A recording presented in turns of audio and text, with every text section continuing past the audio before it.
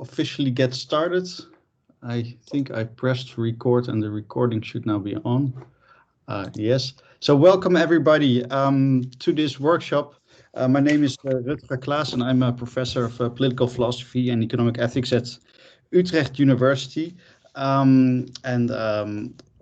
Today we are hosting you to a workshop on the very important book by Jean-Philippe Robé, Property, Power and Politics, subtitled Why We Need to Rethink the World's Power System.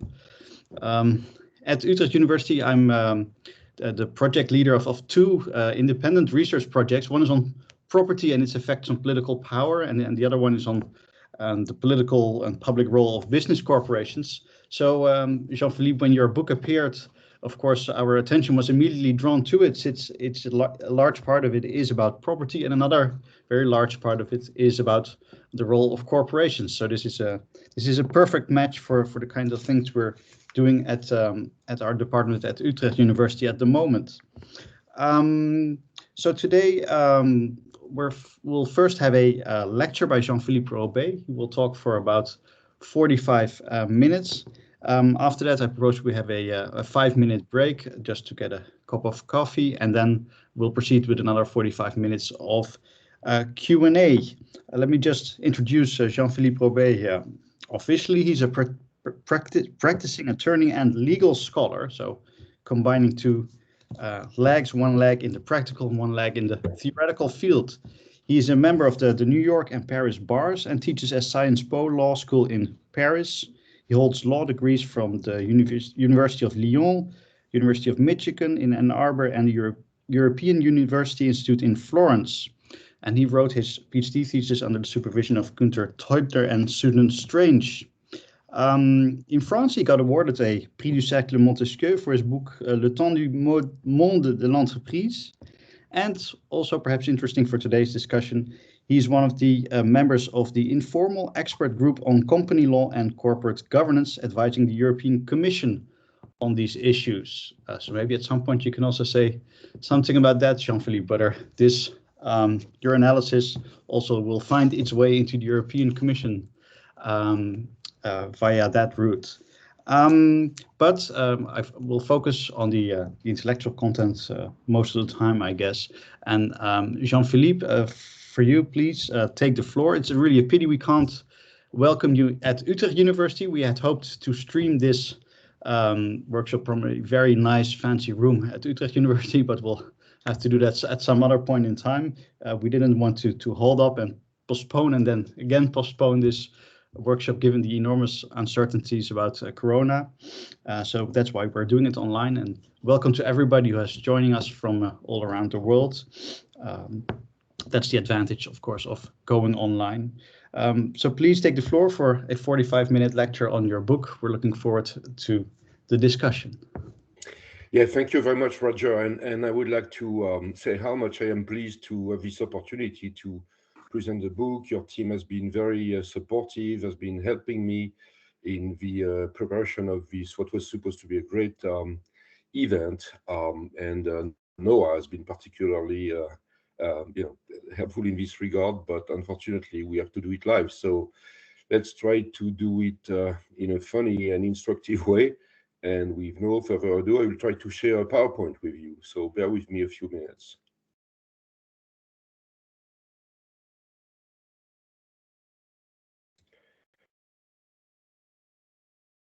Okay, do you see it now? Yes, we see origin okay. Okay, the origin of the book. So that's sorry about this waste of time. I wanted first to explain how this book came up, and the key to understand its origin is actually written at the end of the book, where I explain that it's really the first of a second volume. And I've been writing for many years. I've been working on a genealogy of globalization, but it just wasn't working. It was too complex, repetitive, and it was painful until I realized that I needed first to write a first book to explain a few key concepts separately before I could move on with the genealogy of globalization using concepts on which I would build. And these concepts were coming up all the time at different points in the genealogy without,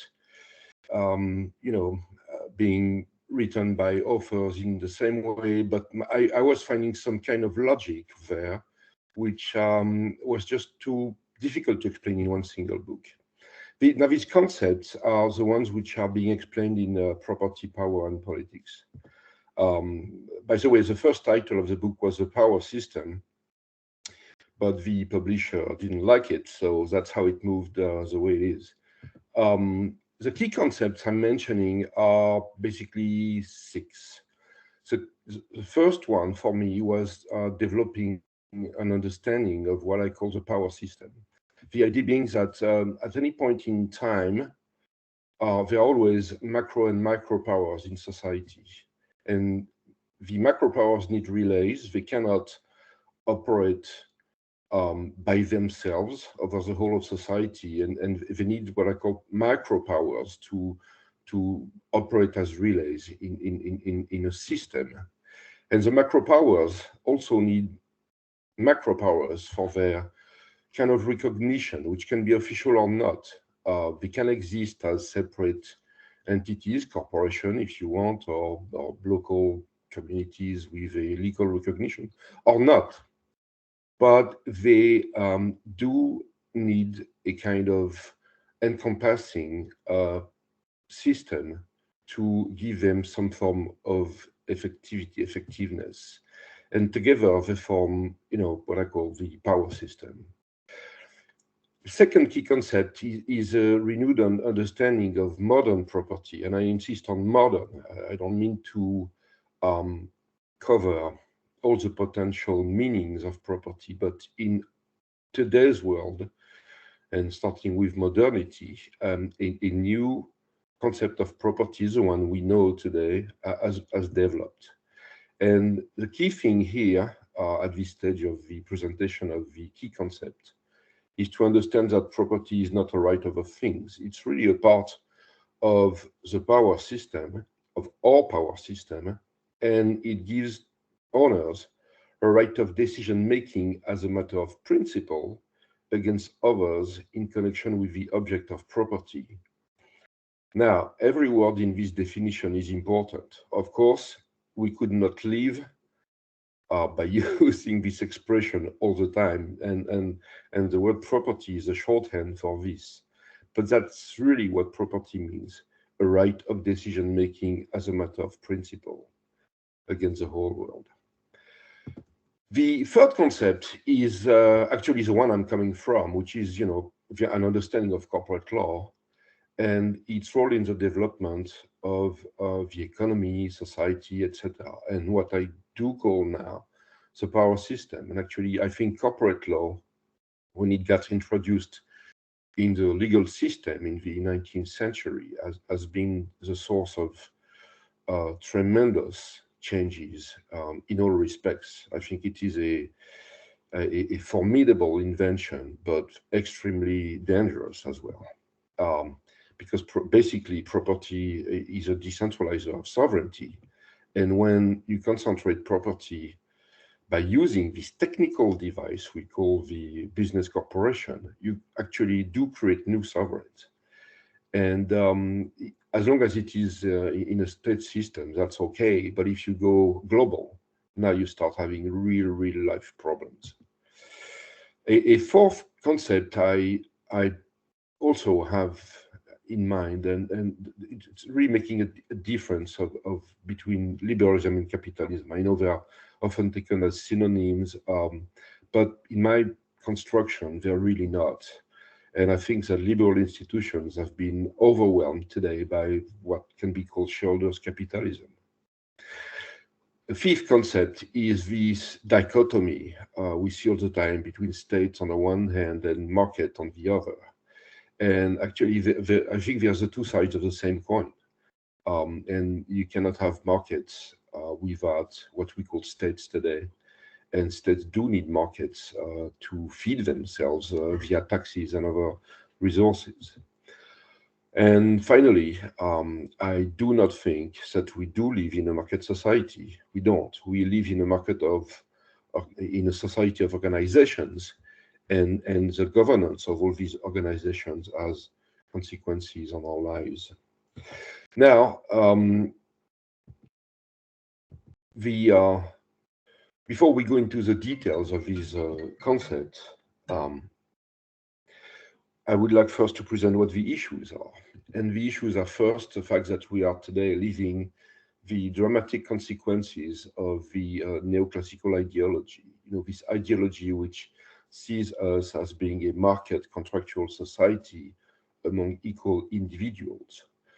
And for what I'm addressing, i.e. the importance of firms, global firms in the world power system, it claims that firms are owned by shareholders. They are being perceived as object of property.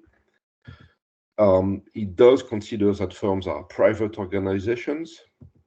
It does consider that shareholders and stakeholders, all the participants to firms, are all willing contracting parties.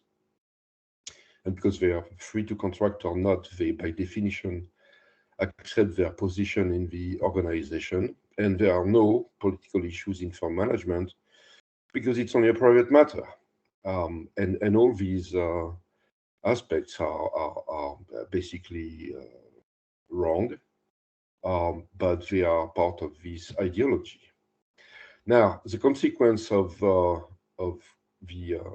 this ideology in corporate law is that property is now being used, and productive property, concentrated property within corporation, is being used in furtherance of one set of special interests in society. And this leads to, of course, inequality at both the national and international levels. We have very important governance issues at the firm level, but also at the state level because of the concentration of property and the use of property for only one set of special interests. We have a dramatic production of negative externalities, and all these issues are being increased and made more complex to address by globalization.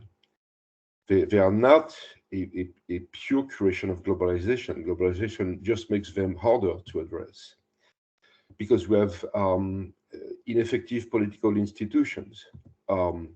They are basically bypassed by delocalized powers, which create a global power system, which is comprised of competing firms and competing states. So you get competition all over with no encompassing polity, order, legal order.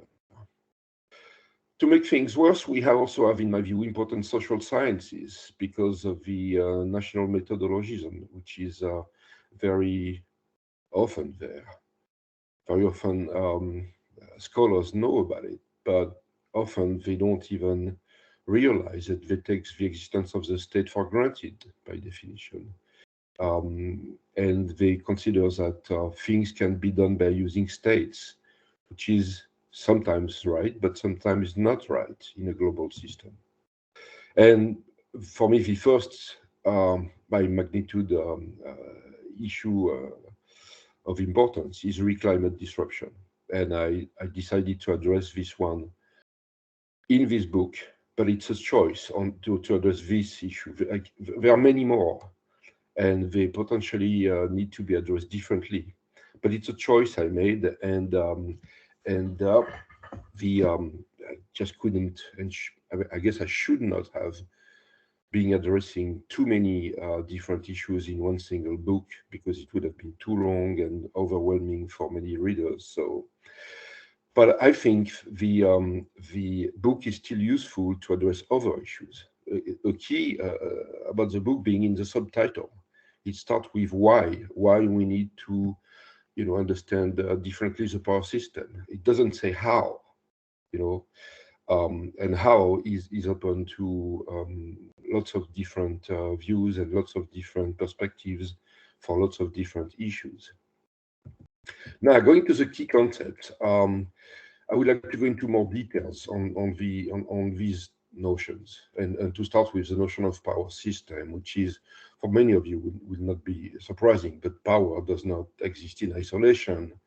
It does not come from up, it does not come from down, it circulates. and at any point in time, the constituents, and they can be individuals, they can be lords, they can be tribes, they can be families, they can be all sorts of things. Constituents of a macro power contribute to the creation and maintenance of that macro power. And the macro power acknowledges the existence of these constituents as macro powers. Via their interaction, they do create a power system, and often an evolutionary process occurs where changes in the macro powers do lead to changes in the macro powers and vice versa. In my view, at the end of the 18th century, when key constitutional texts have been adopted, they embodied in constitutions, i.e. in key texts for the structuring, institutional structuring of our system, they embodied a specific form of power system which was centered around the state and the notion of private property.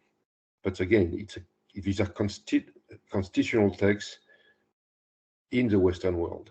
And what can be called property democracy was put in place, i.e., owners were set as the decision makers as a matter of principle, i.e., with modern property, single individuals were assigned to particular objects of property and were made the final decision makers with regard to these objects of property. Society was supposed to be built by free contracts among equals, and if this would lead to issues, then it's again owners via macro political institutions who would make the corrections. Remember, in the beginning, those who could participate in democratic institutions were owners. They need to be owners to be voters in most polities. So that was for the key concept, number one, the power system. And it combines with another understanding of modern property, which is, as I mentioned, a constitutional right. And reading what the US Constitution says makes it clear that no person shall be deprived of property without due process of law. So really, you need laws to take property out of the ownership of a person. But it's even clearer in the French Declaration of Human Rights and Citizens, where it is clearly written that the aim of political associations is to preserve these natural and imprescriptible rights of man, including, among these rights, being property. So, as we know, and in our daily lives, this is my toothbrush, this is my house, this is my car. We understand property as being a right over things, and it does work for most of the issues. But really, what this way of looking at things hide what I call the unfounded foundations of our power system. What I call the unfounded foundation is not that our power system is unfounded, is that for any system of power, you need to find something on which you can build it.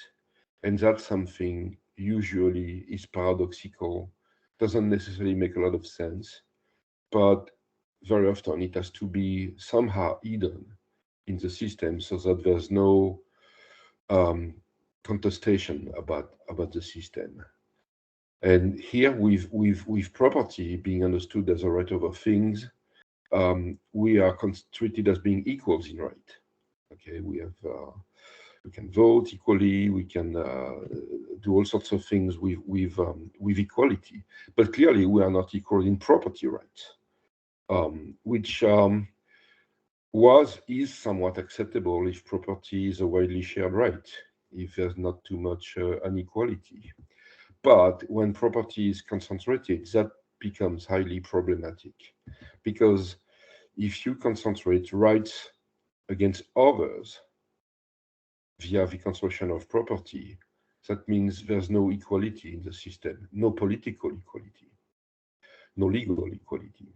And that's much more problematic than inequality in wealth, as classically understood. property in this original system is what Niklas Luhmann called the delegalizer, which is a very interesting concept because property is a constitutional concept, but it puts the decision being made in connection with the object of property somehow out of the legal system, because the owner is the decision maker with no appeals procedure. So it's my way or the highway. It's a, you know, there's no, there's a restriction of the possibility to use the legal system because the owner does what he wants. So basically you cannot challenge what an owner does with what he wants, unless there are abuse of, and you know, things like that. But it's very rare that you can challenge the decisions being made by an owner. Again, no appeal procedure. It's a pure subjective right. And in this regard, I think it is proper to see property as a decentralization of state sovereignty. Of course, for any lawyer going at the university, saying a sentence like this would prevent you from getting any degree, because people would say that you are mixing things which are of totally different origin and order, etc. But I think that's also one way to hide the reality of the operation of the system. The owner has sovereignty towards the object of property. And again, this was acceptable in the liberal system of government because owners were, first of all, individuals. And this has dramatically changed with corporate law, and especially at the international level. We have now a huge concentration of property, and this property is being finalized via corporate law rules. It is not the decisions of individuals following their own individual ends. Property is put together to further the interest of shareholders, and that's it. Corporate law as a consequence is a key aspect of the development of the modern existing power system. At the start of these liberal constitutions, there are no corporations apart from the state. In the US, I have different sources, giving different numbers. One of them says there were 7 business corporations. Another one says there were 31 or 44. I've forgotten, but it's a very small number anyway. And they are not, considered to be present issues. They are feared. That's why they were prohibited. But therefore they didn't have to be considered in the constitutional systems.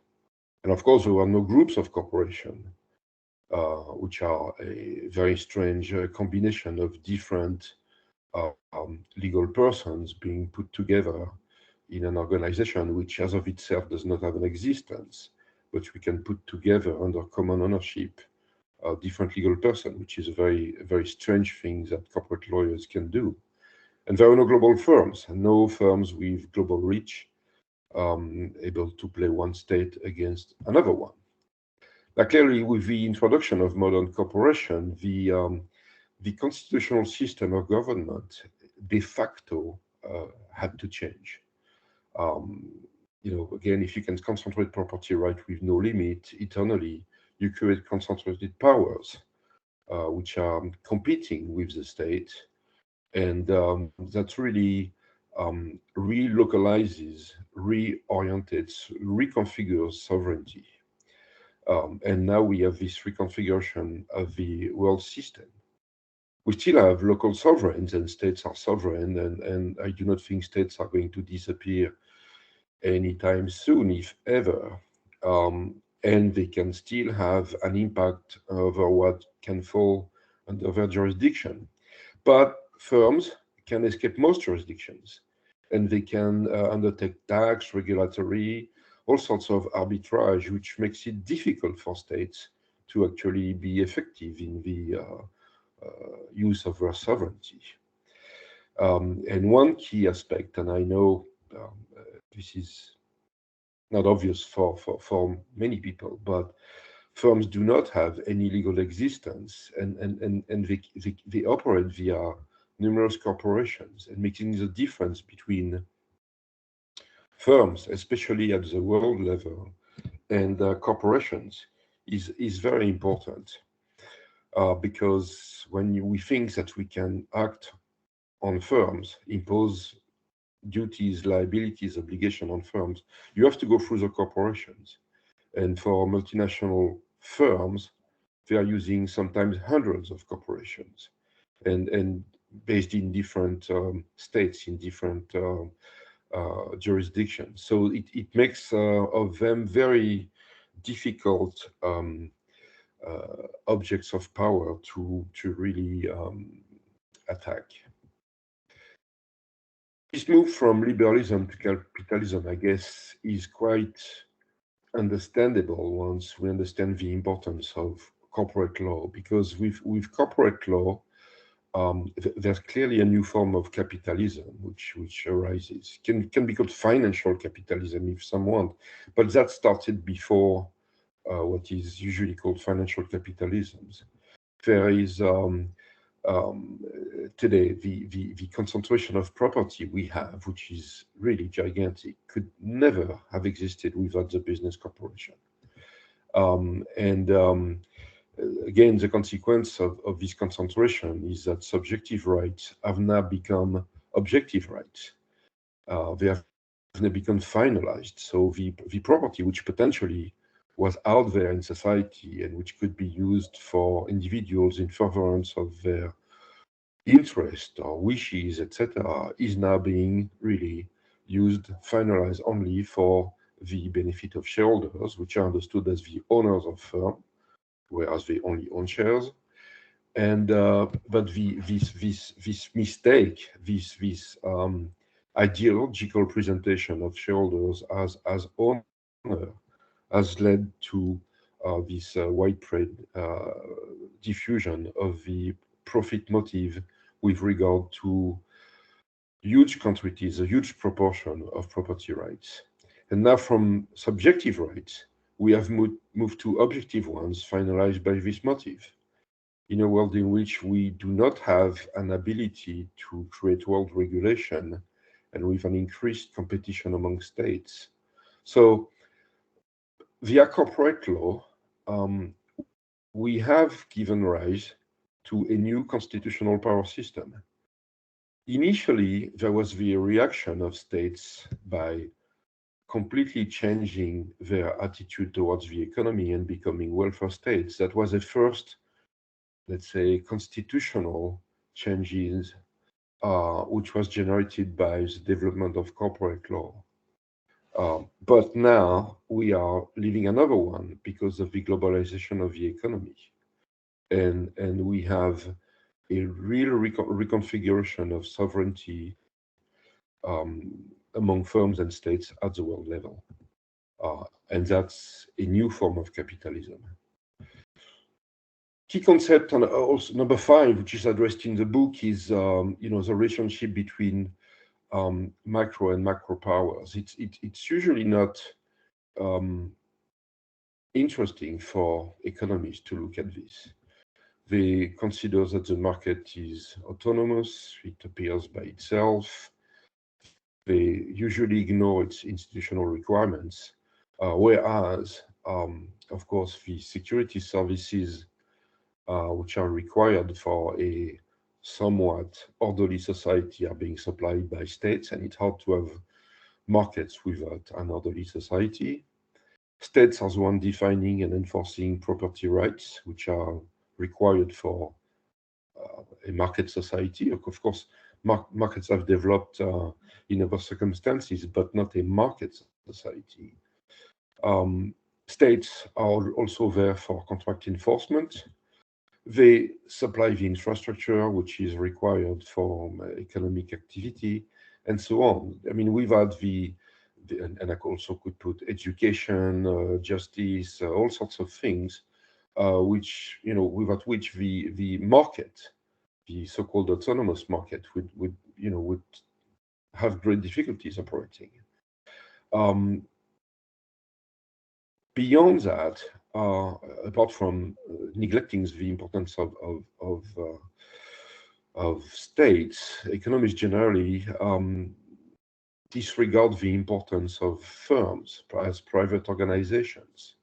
For them, these organizations are merely nexuses of contracts. Remember, they want to see things via the lenses of their ideological views that we live in a society of equals with contracts among ourselves. So firms are basically merely contracts.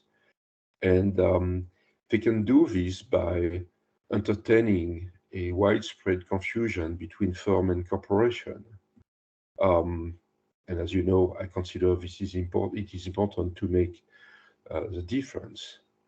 But most importantly, they do not acknowledge that concentrated property is power and that individuals do not face other autonomous individuals. They usually face private powers. They face the obligation, they face the necessary submission to private heteronomy. And this has led to the fact that undemocratic so-called private governments do dominate in the surging world power system. Now, my key concept number 6 is that we do live in a society of organization, not in a market society, because the concentration of property has led again to the relocation of sovereignty. And this is not something theoretical, it's practical. We now have world issues because large global organizations promote private interests. It's not a world market society we have. It's a world organizational society. Just to give you one number, trade, what we call international trade, because we look at the statistics via the lenses of the state system. So what moves from the territory of one state to another one is perceived as international. But what is considered as international very often is intra-firm. Exchange takes place between corporations under a common control. And that's 80% of international trade, which is intra-firm trade. So you see, a vast majority of what we see as being international is in fact, an international market is in fact intra-firm exchange. It is organized and not at all the effect of markets. As I mentioned, this has led to many issues, but I decided to go into some details only with regards to one of them, which is climate disruption. Of course, there are many more, and they also need to be addressed. But I decided to concentrate on that one, because on that one, we have to start for all these issues, I think we have to take into account the de facto existence of this world power system. And for climate disruption, we have to conduct a specific analysis taking that into account. And in this regard, we start with the fact that we have a world power system without any coherent encompassing legal order. It is law-based. It would not be possible to have this system in place without law, without the architecture of the constitutional orders we have. So this non-existence of the global systems and of the global organizations is being made possible by law, which is paradoxical, but it's one key consideration when you think about how to address these issues. You have powers which are law-based, but which do not have existence at law. But the point is that this is not a state of nature, not at all, because although there is no encompassing legal order, it is full of law. All these organizations are heavily based in law, but their effectiveness at the same time leads to the loss of effectiveness of the all power system, which has been conceived around the state system and therefore a series of dichotomies which can be, as we know, as we have seen rapidly, the opposition state market, public-private, political economic, power property, objective prerogatives, subjective rights, law contracts, and so on. And we see society, if you look at what is on the left-hand side, as the state being public, the location of the political, where power is being exercised, the states having objective prerogatives, I mean, being under a duty to use its prerogatives for the common interests and adopting laws. And on the other hand, you have the market, which is the localization of the private, where economic activity takes place and where people enjoy their property. And they have the subjective right to do that, and they live in society via contracts. Now, all these dichotomies are gone. You could take any of them. Many states are, in fact, operating on the market for norm. Public, where yes and no, many states out of the 193 states we have are really organizations for the furthering of the interest of a family or a group of people. Political on the one hand, economic on the other, well, yes and no, because the dichotomy between the political and the economic has always been highly questionable, but now it's totally questionable. The decisions being made by world firms are not purely economic, they are certainly political decisions, and so on. So these dichotomies with which we think have lost their effectiveness. And taking them as a given is really missing the significance of the world power system, and is really missing what we can use in the toolbox, if there are any tools in the toolbox. In a globalist power system such as the one we have, firms are not purely private organizations. It is not a good idea to think them as private. They are not purely economic. No one can challenge their choices. So, there's no one above them, and they're on top of the system. They are part of the institutional political system. The assets they are using are not merely property. They convey power. And this power really, as I've mentioned several times, is a new reconfiguration of sovereignty. They are global sovereigns. This global sovereignty today is being treated as a property and therefore something subjective, whereas it more and more takes the appearance of an objective prerogative. And what we consider to be contracts very often are just the disguise of exercise of power.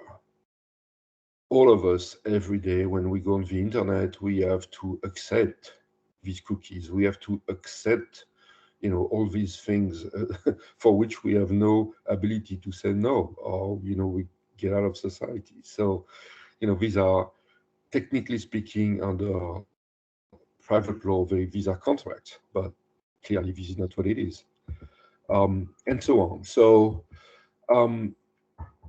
we've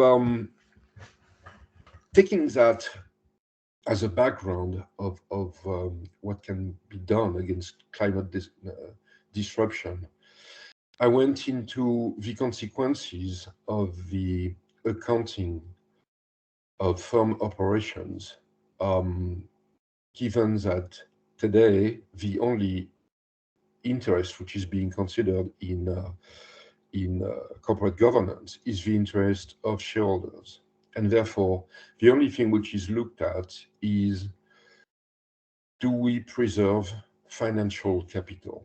I.e., when we start with a capital of 100 at the beginning of an accounting period, how much do we make at the end of the period, taking into account that the value of the capital has eroded because, building age, because we need to make investment, etc. So to maintain capital, let's say if you have a cost of 5%, If you start with 100 in capital, if you don't make more than 5 at the end of the period, you've effectively consumed capital. So you're not making any money. You start making money when you earn more than 5.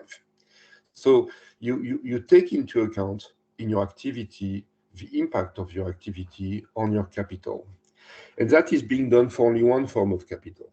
And it's not done for the other forms of capital which are being used by companies, by firms. Because these other forms of capital are supposed to be taken care of by the state. Again, property is what these companies control. They do what they want with it, and they want to preserve its value. But the other values, the other capital used in society, that's for political institutions, as a matter of exceptions, to create rules for their protection. And that's true for human capital, for environmental capital, etc. Now, this cannot happen in a global power system, as we've seen, because there's no state.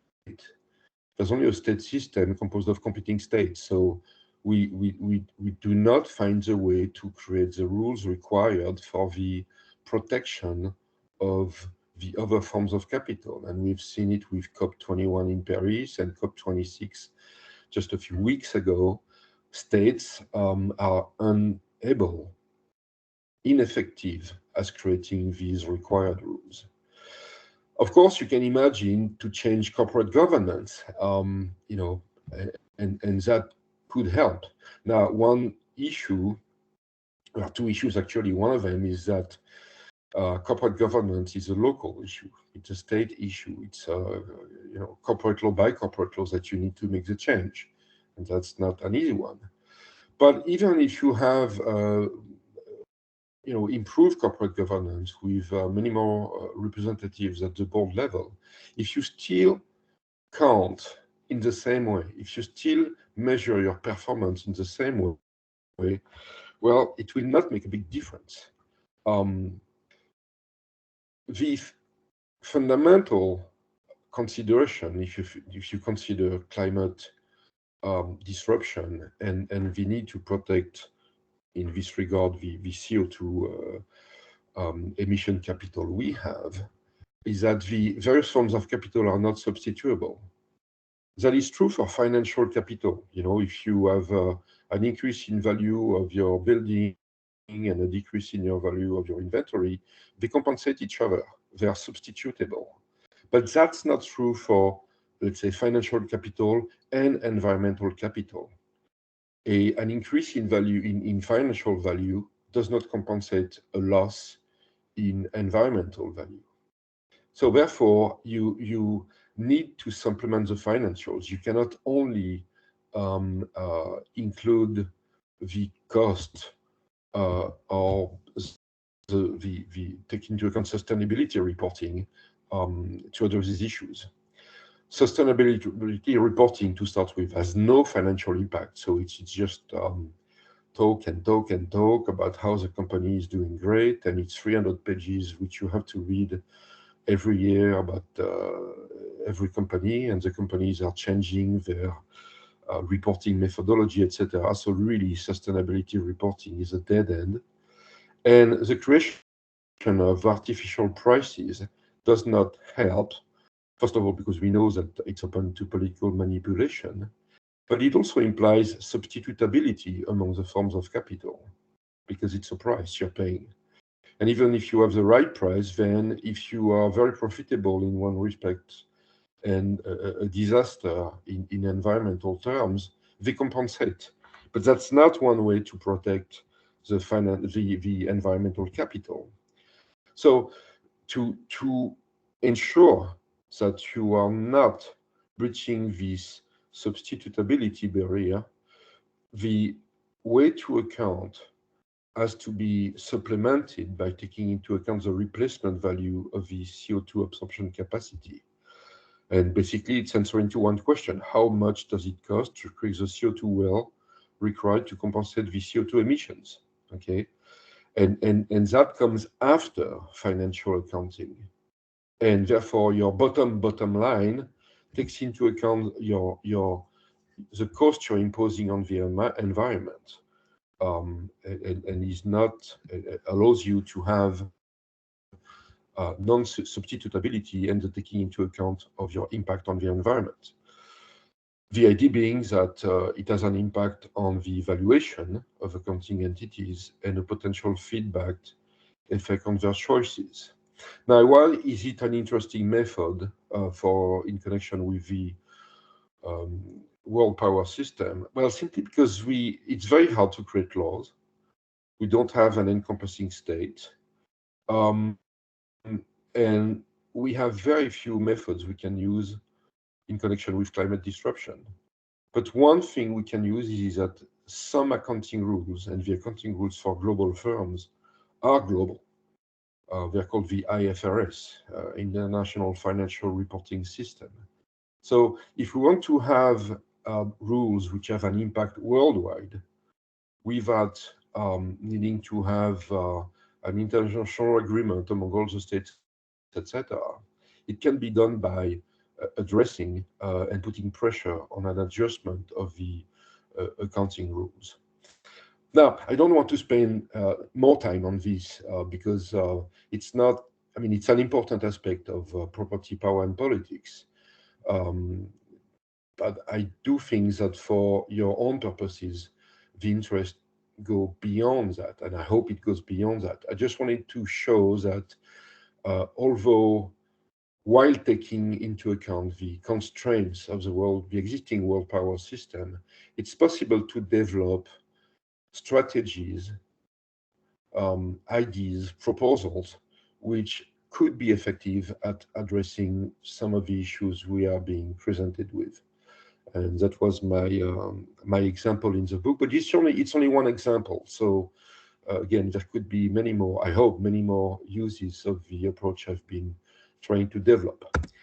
I want to thank you for your time, your attention, and I really look forward to our discussion. Thank you. I see virtual applause. Thank you, Jean-Philippe, for this illuminating lecture, which indeed has touched upon many aspects of the book, although, of course, a lecture can never replace a book. I think we have the main points on the table. I do propose we take 5 minutes break so everybody can get a cup of coffee, and then we'll return for the Q&A. So see you back in 5 minutes. Okay, welcome back, everybody. Is Jean-Philippe there?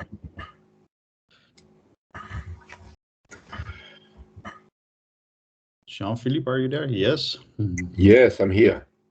Okay, the Q&A will be chaired by Tully Rector, who's a postdoctoral fellow at the ERC project at Utrecht on business corporations. Tully, are you there? I am here. Take it away. Okay, thank you. So what I'd like to do with the Q&A is just use the raise hand function, please, on the top of your screen, and I will be able to make a list of persons having questions for Jean-Philippe. And I think the best thing to do is just take these questions one by one. So try to keep them brief and concise. Please identify yourself and your affiliation first. And Jean-Philippe will then can respond to the question, then we'll move on to the next one on the list. Does that sound good, Rutger?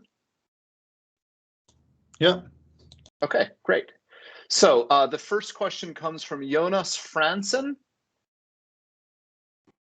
Yep. Can you hear me? Perfect. So I did my master's in Utrecht, actually, and now I'm a visiting PhD at Aarhus University in Denmark. And so my question is a bit of a clarificatory one, I guess. So I just wanted to know whether my reading of your great talk has been correct, that the problem is a certain imbalance of power between corporate power on the one hand and political power on the other, because then it seems there are two options or two ways to go. So either one could try to, so if the problem is the centralization of corporate power, one could try to centralize political power, say in an institution like the EU, who could, say, impose emission schemes on corporations, or whether, on the other hand, one could try to decentralize economic power or corporate power to align it with decentralized political power, and which way might be the better one. Thanks. Yeah, I think it's a very good remark, and these are the two alternatives. The thing is that with the concentration of power, I mean, going up by building up the pyramid, so far it has not been terribly successful. And I think although there are lots of problems with it, but the idea, in my view, would be more to move towards an institutionalization, political institutionalization of firms as political organizations, which they are de facto today. I didn't speak about it, and I didn't write a lot about it in Property, Power and Politics, but I've been working a lot on what I call, with a few others, the process of constitutionalization. The idea being that what is being considered today as private global firms could be progressively constitutionalized so that the various interests being affected would be better taken into account in the management and turning in effect these world non-territorial organizations as political organizations per se. I know it's a big ambition, but at the same time, it's not totally unrealistic in the sense that we can see here and there a few moves in this direction. But if you're interested in that, I can advise you maybe to get interested in these conversations about constitutionalization. Thanks. Thank you. And the next question is from Jeroen Feldman. Yes, good morning. My name is Jeroen Feldman. I work for Nairobi Business University, formerly Bayes Business School in the UK, and we go back quite a while, Jean-Philippe and I. And it's been a pleasure reading your book. I think it's a tour de force, and I really enjoyed engaging with your thinking once again. As you know, I really like the way that you merged this study of the effects of company law with constitutional issues. And I think your thinking on this has been developing for a long while now. So I guess my issue or my question is, the solutions you look at are usually aimed at other areas, as in critiques of economists, political scientists, social scientists, really not producing the right critiques on particular types of issues. And then you look towards accounting for solutions. But underlying, it is very much company law that's at issue here, right? So company law constitutes these constructs, and they basically act as bad social scientists in the sense that they do not look at the practical inequalities caused by notions of organizational representation of contracts. They are bad political scientists in that they have no recognition of constitutional effects of their constructs. And they are bad economists in the sense that they do not consider what types of economic effects their notions of contracts may have, or what economic concentration may effectuate in terms of its constitutional effects. So I'm just looking at, I guess my question is, where do we start with the analysis? Also sort of feeding back into the previous question. Where do we start with the analysis? Do we need to start with the problems on the side of constitutional and economic effects, or do we need to start with what's being put in place by a particular group of people in this case? And my argument will be that that company law would be the area to start for a solution. So that's my thesis to you. No, you're right. The thing is, I didn't want to write a law book, and so so that's one bad answer. The other one would be really that a lot of effort is being spent on trying to improve corporate law. Frankly, it doesn't go that far that fast. We can achieve, and we have been achieving a few results. As you know, in France, there was the so-called PACT statute, which was voted in France a few years ago, where now today we have a provision saying that every company in France, but that includes also partnerships, etc., not only corporations with shares.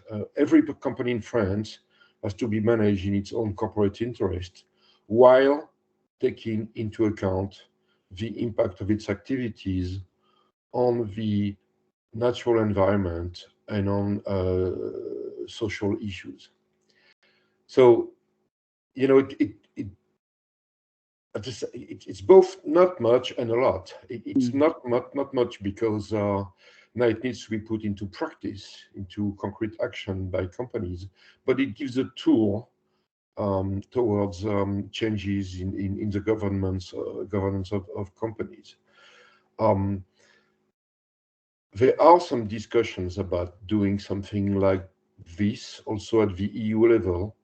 The present discussion being on the duty of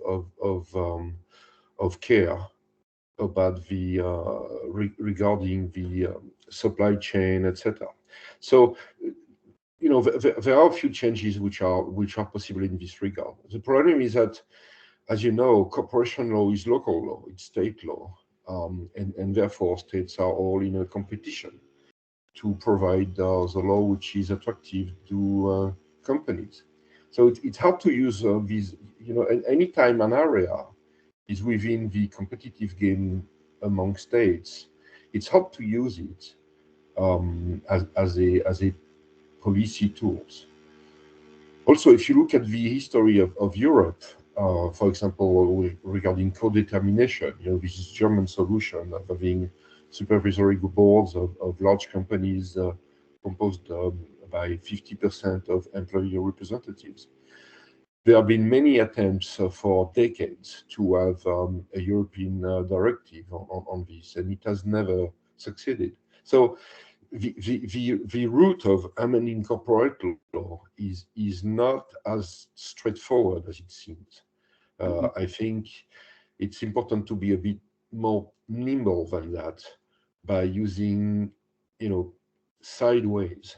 And that's why I think accounting is so interesting, because you completely sidetrack all these complexities. And then you put it in a totally different area, forcing the management and the considerations in management to be changed, because the accounting rules, the way you account for your performance, is being changed. I'm looking forward to your next book. Thank you, Johan. Thank you. The next question comes from Konstantin. Hi, everyone. Can you hear me okay? Perfect. So my name is Constantine. I'm a postdoctoral researcher at Maastricht University, and I just want to start off by saying thank you to everybody for organizing this, and it's a shame that we couldn't do this in person. I was hoping to get this one signed, Jean-Philippe, if I'm honest, but we'll have to do that at another time. I really enjoyed your book very much. It was extremely insightful, and there's really just very interesting exploration of property, thinking about property rights, the relationship to liberalism and constitutional thinking and all of this. So I enjoyed that very much. I have a couple of questions, but I'll just limit it to one because that's what Philip asked us to do. So the question that I wanted to present to you is that there's a point where you basically say, well, when they were formulating all these liberal constitutions and they had these discussions, they don't really refer to firms and corporations. And I think that's completely true. But you also, because I've seen it myself in their books, they don't refer to it. But at the same time, you said that this is explained because they didn't really have those types of global firms at the time. But for me, historically, when I think back to, say, that period, I'm thinking also of the Dutch East India Company and the British East India Company, these enormous global firms. And if you look at them historically, they pioneered a lot of the kind of modern commercial practices. They set up what could be seen in many ways as the first global supply chains. The forts that they created are kind of precursors to free trade zones that we have now. And I definitely think, especially given the historical link you create between, say, violence and then, this coming into politics, but actually these companies also really cemented this relationship between violence on the one hand and the free trade or agreements that they wanted on the other hand. So this is also where I was thinking, like, actually, I feel like there's something more to be explained there. I think we should go deeper into that history, and I'd be curious to hear your thoughts on that. You are absolutely right, and it's something very important to be addressed. I'm covering it in the second book, but the key thing with regard to what I said is that these organizations were really not considered as being private. They were something in between. You know, it's really the state which was using, the state, let's say the state to make it simple, which was using private energies, private capital, etc., to do ventures it could hardly do by itself. But giving franchise, giving all sorts of privileges, which were making of these organizations something very, very specific, very strange, with no competition, with monopoly, I mean, very different from what we call corporations today. It's true that and also, as you probably know, they were supposed to exist for just a few years, and then they were, postponed, and there were forced loans, and there was, it's an history into itself. But in the thinking about the relationship between state and society, power and society, to my knowledge, both and it's true that there may be a bias here because I know more about US and French history than about other countries. I'm looking a lot about the UK history because France and the UK have been the sort of laboratory of the invention of the state starting in the 12th, 13th, 14th century, etc. But I know that in France and in the US, where these constitutional texts were drafted, thought about, and corporations had to be addressed in political thinking. To my knowledge, was just not there. But clearly, it is very, very important, especially to understand the relationship between state and market, as we understand it today, to look at these very large organizations, which were, and actually some of them have been morphing into states. They start like private, quote unquote, private organization, and then they become states. Just like in the US, most of the states on the East Coast started like private corporations. And then they've been progressively changed to become states. So it's a very important story because it shows how it is possible to start as a quote unquote private organization and then to end up being a public one, which is important when you think about multinationals. They could very much become, in the same way that it has happened for some territorial organizations, become something more public. But you're absolutely right that this is something to take into account in the genealogy of the world power system. The role they played was absolutely instrumental. But both for the private aspect and for the public, for the state aspect, it goes both ways. They're really in between. They are not public, not private, but both public and private. Thank you. Thank you.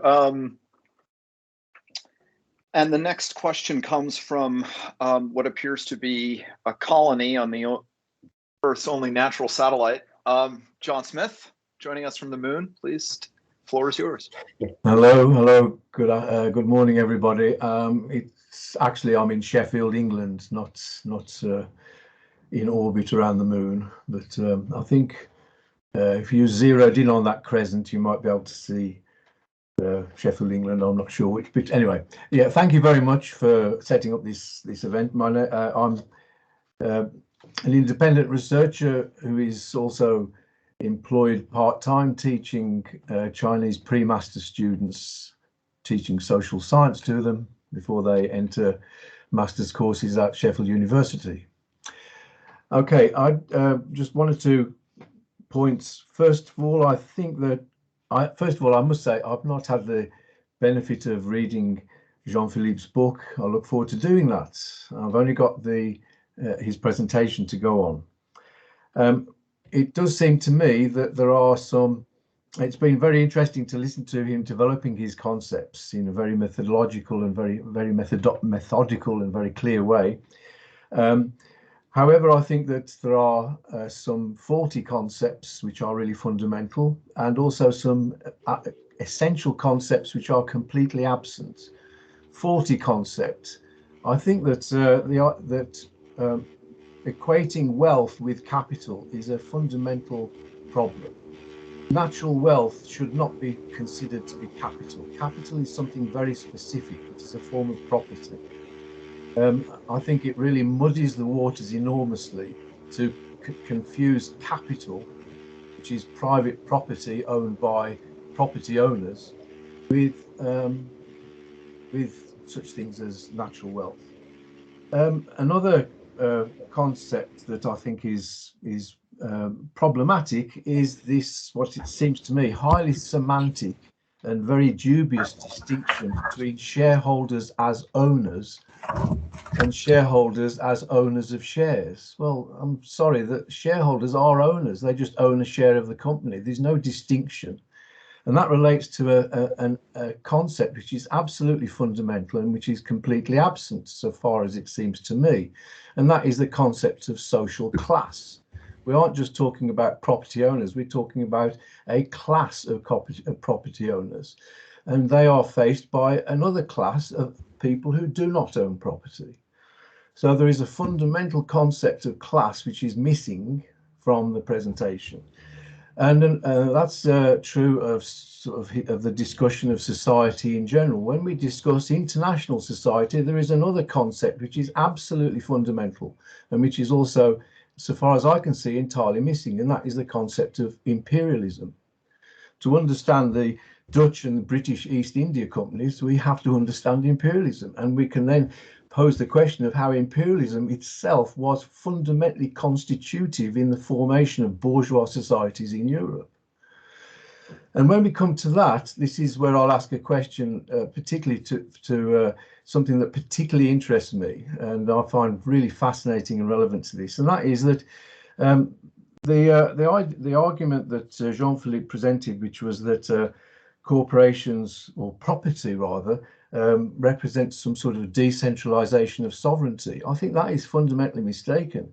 If you actually look at the sort of how constitutional law and politics in practice developed in Europe, then society was conceived of as individual property owners. They had sovereignty. Sovereignty rested with the owners of property, not with those who didn't own any property. They had no sovereignty. The discovery that there is a fundamental inequality between those who own property and those who don't own property is actually something that Marx discovered when he was in his 20s. And it's not a particularly new revelation to discover that there is that equality in bourgeois society in Europe is a fiction. Of course it's a fiction. We can just pretend to ourselves that it isn't. Anyway, what I find particularly interesting is that when you actually look at another concept that seems to be important that we have to bring in, that is the concept of civil society as opposed to the state. And what's fascinating is that when you look at the standard definitions of civil society, you'll see that it excludes the market. The economy is absent from civil society. And Jean-Philippe gave or hinted at the reasons for this, and that is that the marketplace, or rather the capitalist economy, is where private property owners dispose of their private property, and it's their private business. It's no business of society. The fiction that capitalists don't have any function in society as capitalists. They just simply participate in society as individuals with one vote, no more and no less than the vote of everybody else. Anyway, what I find fascinating is that if you look at standard definitions of civil society, the only place where the economy, where business, where corporations, where firms enter into civil society is when they set up benevolent philanthropic offshoots like the Bill and Melinda Gates Foundation or something like this. But as private firms, they are considered to be outside of civil society, and they exist in the private realm, where the owner of property disposes of his property as he wishes, without undue interference of the state. And that then becomes extremely problematic when we move to the international sphere, where there is no state and where transnational corporations clearly exercise power, clearly have political power. And the whole liberal attempt to explain civil society and its relationship to the state completely breaks down, and we just have chaos. Anyway, sorry to extend to. That's okay. Thank you. What I think are the problems, and I'll just leave it there. Thank you. Thank you, John. Jean-Philippe? No, thank you for these interesting remarks. It would take me a very long time to answer in details to all of them. There's clearly differences to be. I mean, the difference between wealth and capital. That's it depends what the definitions are here, but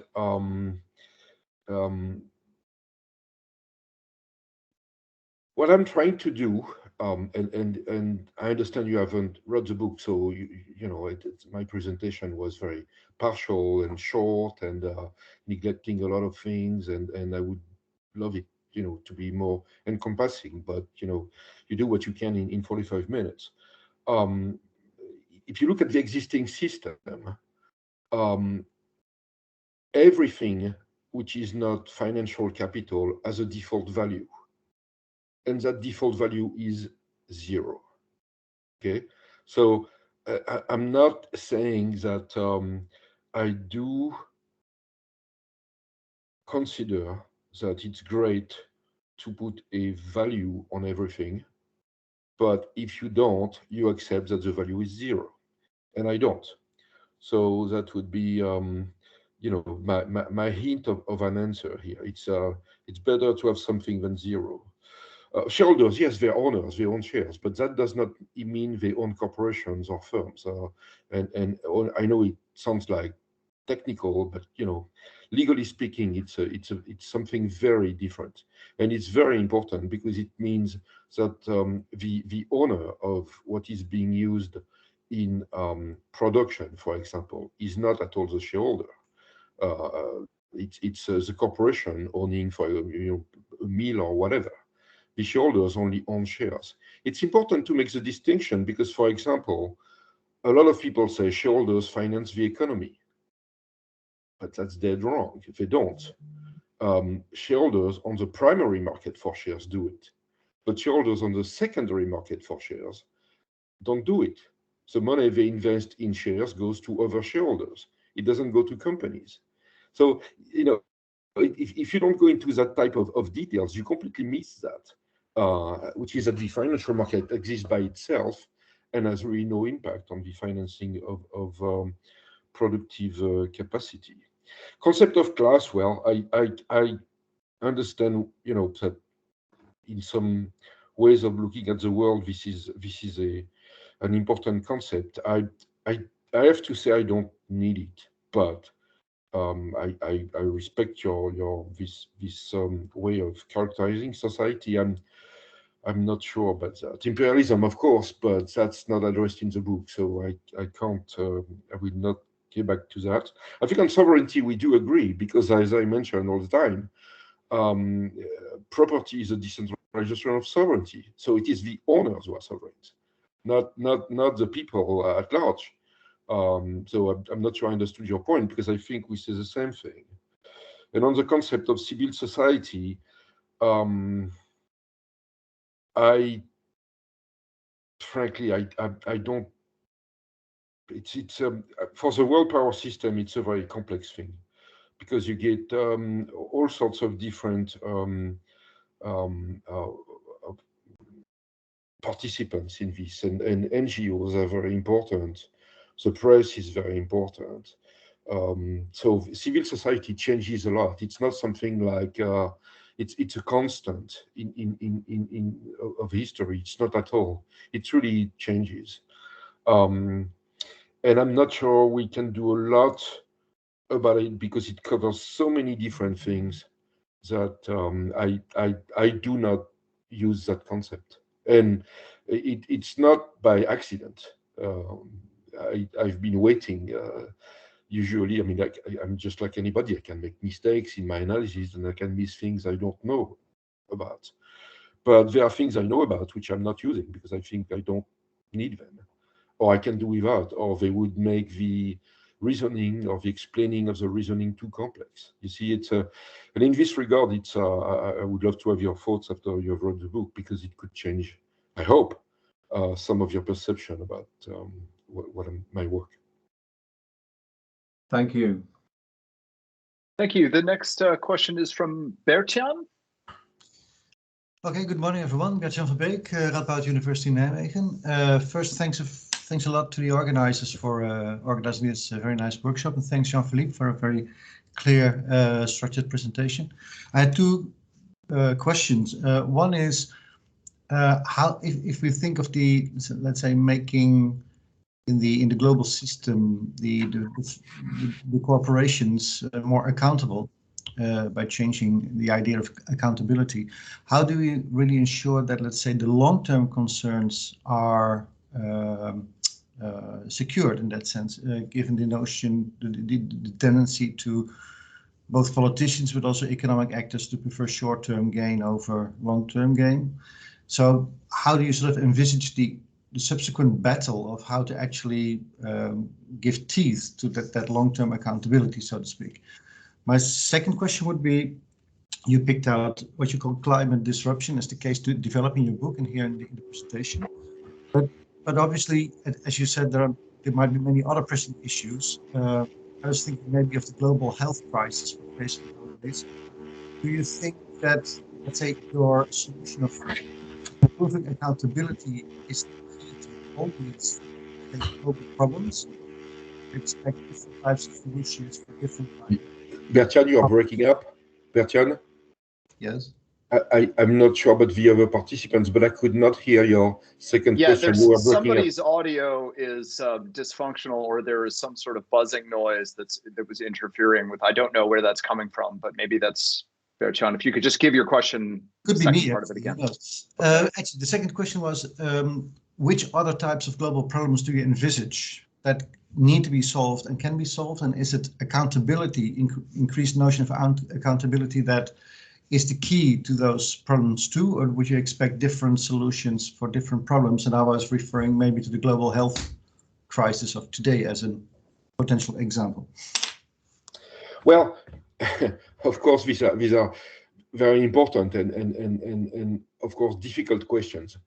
The long term is the most difficult one because I have no answer for that. But because it's an issue which is all over, and as you mentioned, it's a key issue for the operation of the state. We were hoping, I guess, with the European construction that it would be taken care of better because you would prevent state competition, etc. And that would, but it's actually the opposite with the embrace by the European institutions of neoliberalism. So we basically have an ideological problem here, and I don't know how to solve that. And I don't think I can add anything to that. And it's very unfortunate, but not a single analysis cannot, of course, address all the issues, as you know. For the rest, for the other issues, I mentioned earlier, I've been working a lot about constitutionalization. The idea being that since we have world governments, which are still being considered to be private, although there are more and more voices, understanding that they are not that private.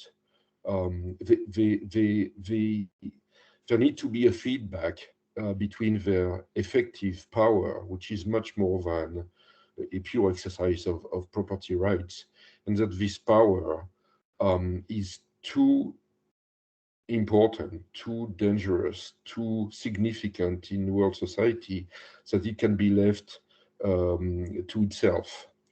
As all the powers, macro powers, and you know, macro, micro, okay, but some micro powers can become macro powers, and for macro powers, the political issue, i.e., who decides what in connection with what, arises, and with the fact that if you, let's for a moment, let's assume you find a way to make these organizations accountable for what they are doing, then almost by definition, they would have to amend their governance system. Because if you say, well, you have to take into account, for example, as in the French law, the environmental impact of your activities, you have to be prepared to demonstrate at any point in time that you did it, okay? So you have to have internal procedures to show that you did it. So how are you going to do that? You can say, well, I'm going to use external experts who are going to tell me, do this, do that. But the external experts are going to, you know, say all sorts of things, but they are not going to make decisions. So internally, you need people to make decisions, but these people who make the decisions, they need to know about what they're talking about, etc. So you have to build internally what will make sure that you can prove that you have taken this into account. So accountability has a feedback effect over governance, and vice versa.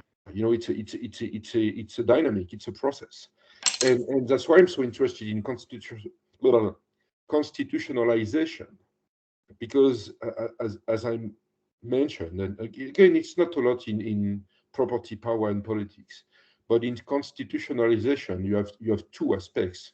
One of them is what you can do to individuals, and you limit what the organization can do to individuals vis-a-vis individual rights. And then you have a description of the decision-making procedures, rule-making procedures, etc. For global firms, for global organizations, you need both, just like in any constitution. And we're talking more here about the second aspect, i.e. governance issues, governance procedures. And I do think that one way of putting external pressure on an internal process of constitutionalization is to find ways to create more accountability.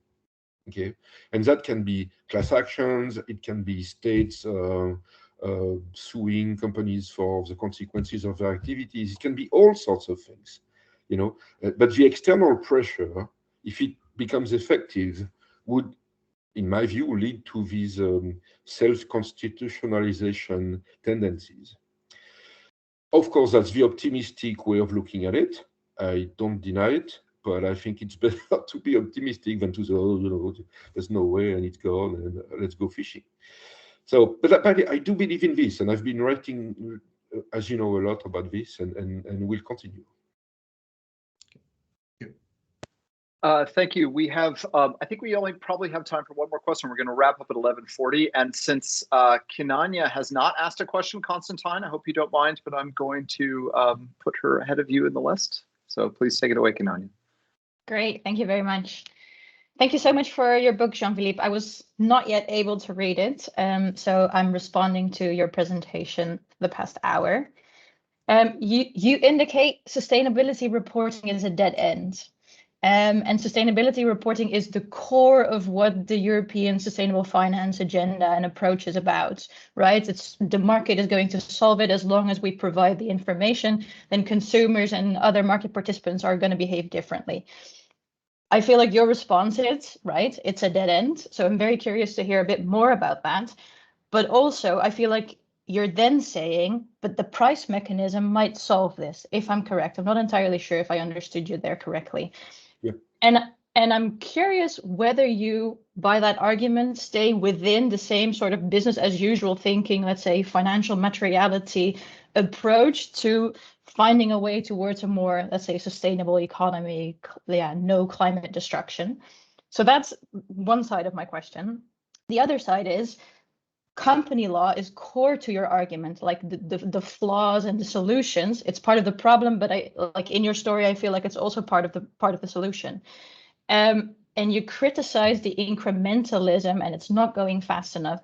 So I'm curious to hear more about your endpoint there, right? Is that the end of limited liability? Is that foregrounding corporate purpose? Is that disempowering shareholders vis-a-vis other stakeholders? So I'm curious about your thoughts. Thank you. Excellent question again, and I'm impressed by this morning's group.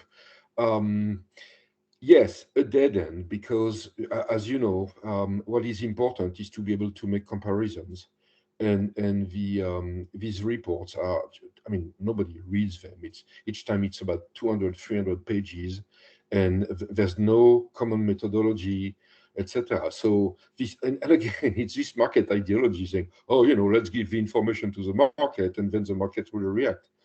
No, the market will react if it has dent. And the market will react if it has an impact on bucks, not, you know, saying, well, you know, we've made progress this year. The financial is printed on, you know, acid-free paper. I mean, it's ridiculous, right? So it has to have a straightforward financial impact. And the proposal, I understand in a few minutes I presented it, it's hard to grasp, but it's really to change the accounting of the operations.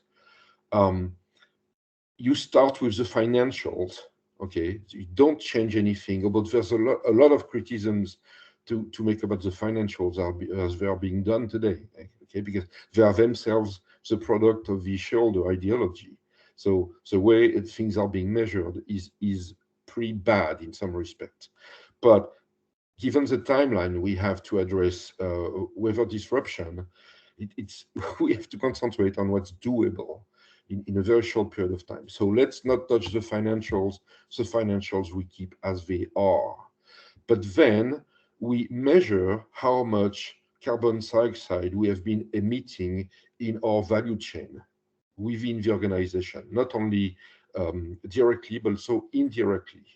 You look at this total megatons of carbon dioxide, and then you say, well, to be environmentally even with regards to that, we need to build a carbon well of the exact same size.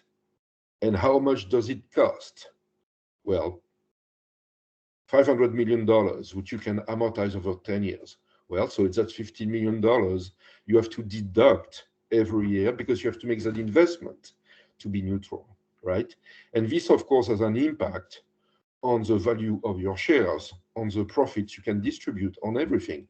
That has an immediate impact. The information given to the market is very simple. That company which you look at, which you thought was making a profit, is actually making losses if you look at the full impact of its activities over financial capital and the CO2 capital. You see? So, it's not complex. It's not terribly complex to do. It's relatively simple. And for large companies, again, I mean, for small companies, it's very hard for them to measure the exact quantity of CO2 they are emitting. But large companies, they can do it. And actually, they do it and they report it. Well, let's put a financial value to it, you know, in monetary terms. Let's hit where it hurts. Okay, so that's my my answer to your question. For corporate law, it's hard to amend, but you can basically, I mean, let's assume you keep it as it is. You can still have an impact on governance if you impose on the organization to take into account what the impact of its activities is over its environment. I.e., it's as if you had I mean, look at Europe. You have monarchies, you have republics, you have all sorts of things.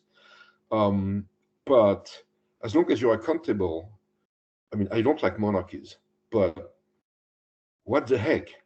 You know, if the government is accountable, that's it's the best start, right? So let's not in my view, again, I know it may be intellectually not very, fulfilling, but let's move stuff where we can move stuff, where it's easier. And corporate governance is a very difficult thing to move because there are so many entrenched interests, etc. Whereas if you attack it on the side by creating more accountability, then you have an impact on the governance. Knowing that the idea that by having representatives in a board, you are going to change the day-to-day operation of our organization is a lack of understanding of how these big organizations operate. The decisions we are talking about are not being made in the boardroom. They are being made every day at the local levels, in plants, in the decision to buy that and that product and not that one. Of course, there are policies made at the top, but much more by management, by executives than by board members. So, sometimes there's a lack of understanding about the inner operation of these organizations, which lead to suggestions about changes which really would not have that much of an impact. Last time I checked, Volkswagen was a company with employees at its board level when there was the Dieselgate. Okay, so what impact did it have? Zero, right? So let's not be too enthusiastic about solutions which we, are relatively simple, because we see, boards, they're bad, shoulders, let's have employees there and you see the world will be different. No, it doesn't work like that. So I think it's much more effective strategically to attack the beast on the side. I hope I answered your question. Thank you very much. I think that will conclude the Q&A for today. Rutger, would you like to say some concluding remarks? Yes, thanks all for being here. We've had a wonderful morning. In our original plan, we would have had a session now at Utrecht physically with a couple of people who have written responses to Jean-Philippe's book and answers from Jean-Philippe. We've also transposed that online, so in case you're interested, please send a message to Noah and she will then send you the link for the afternoon session. But otherwise, this is really based on pre-read stuff, so it might be difficult to follow for most of you. Anyhow, that will start at 12:30 and in 45 minutes from now. For all those who are leaving us now, have a good afternoon and hope to see you at some other point in time. And Jean-Philippe, thanks again for this lecture and your answers to the questions. Well, thank you, everyone. It was a great morning, and I look forward to the afternoon. Yes. Okay. So we'll reconvene, Jean-Philippe, at